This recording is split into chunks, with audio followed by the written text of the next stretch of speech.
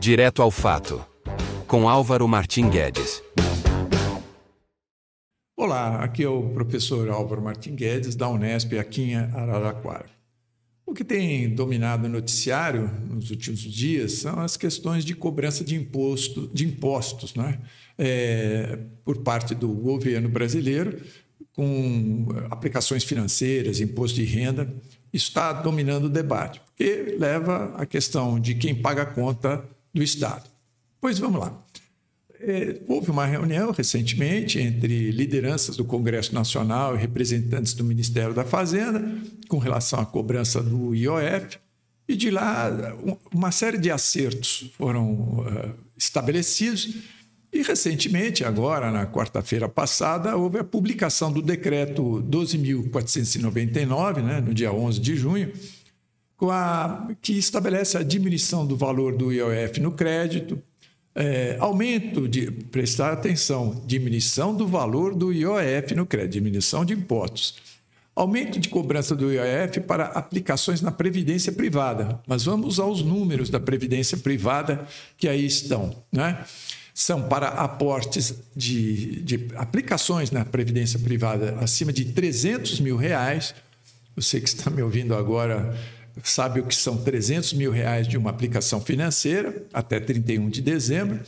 E a partir de 1º de janeiro de 2026, o ano que vem, para aportes acima de R$600 mil.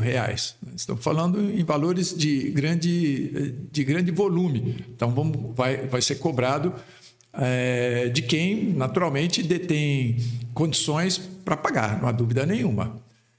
Houve também nessa proposta encaminhada agora na quarta-feira, encaminhada para o Congresso, uma alíquota zero para investimentos estrangeiros no Brasil. De novo, vamos destacar, alíquota zero para investimentos no Brasil. Quer dizer, não é só aumento, é também a diminuição.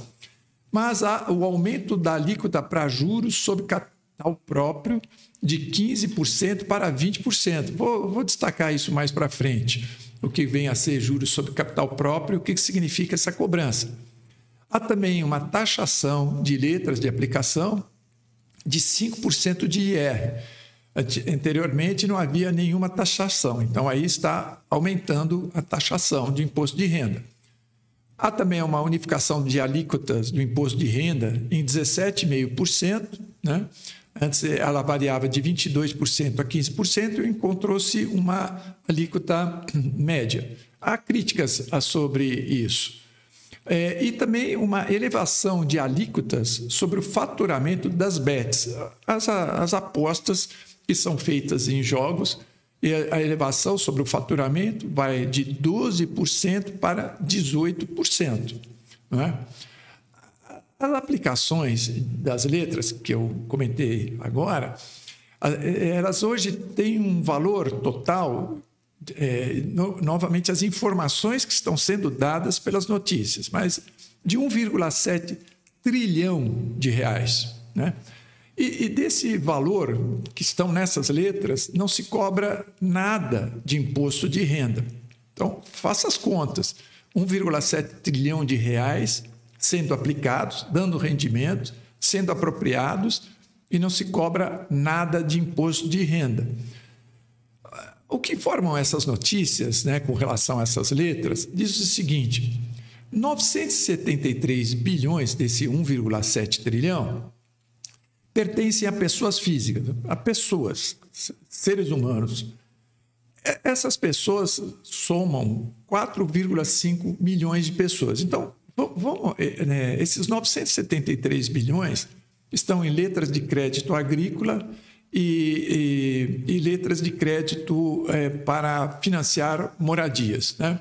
Então, essas pessoas que detêm esses 973 bilhões são 4,5 milhões de pessoas. Então, rapidinho, 973 bilhões de reais na mão de 4,5 milhões de pessoas.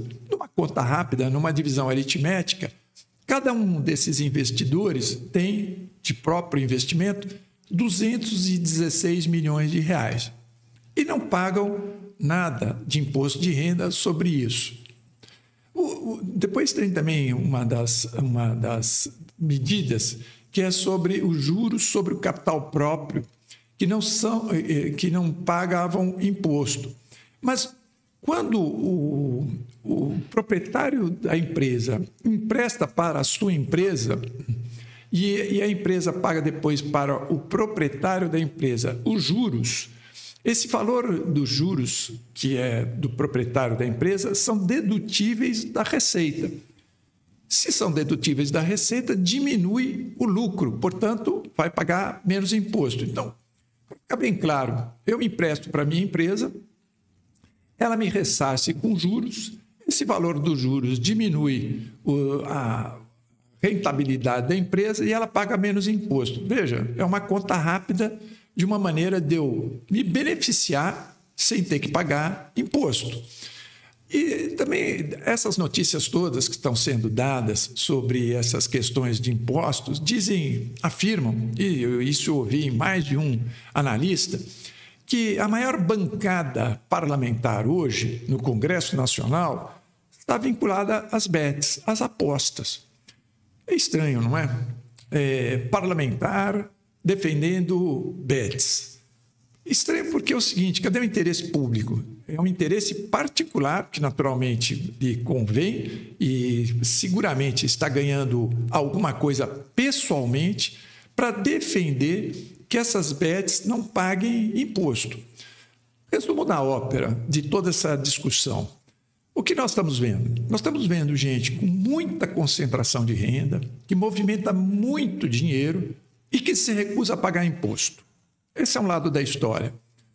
E, por outro lado, nós estamos vendo um Congresso que hoje tem uma linha política de asfixiar o governo, impedir o governo de trabalhar, querendo, por uma razão política de disputa de poder, impedir que o governo, que está à frente de um Estado e que promove coisas importantes para o meio ambiente, segurança pública, transferência de renda, que ele não consiga executar a sua atividade. E não consiga porque vai lhe faltar o que é mais importante, recursos para tal.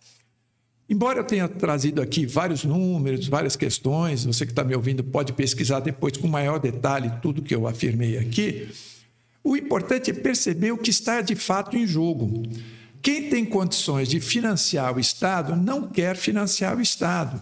E aqueles que não têm condições de financiar o Estado estão financiando porque não conseguem formar pressão política suficiente para impedir isso.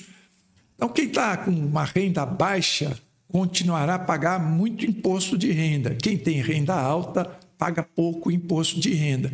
No meio do jogo, o que acontece? Um Estado que não faz aquilo que todos nós precisamos. Aqui falou o professor Álvaro Martim Guedes, direto ao fato. Até a próxima.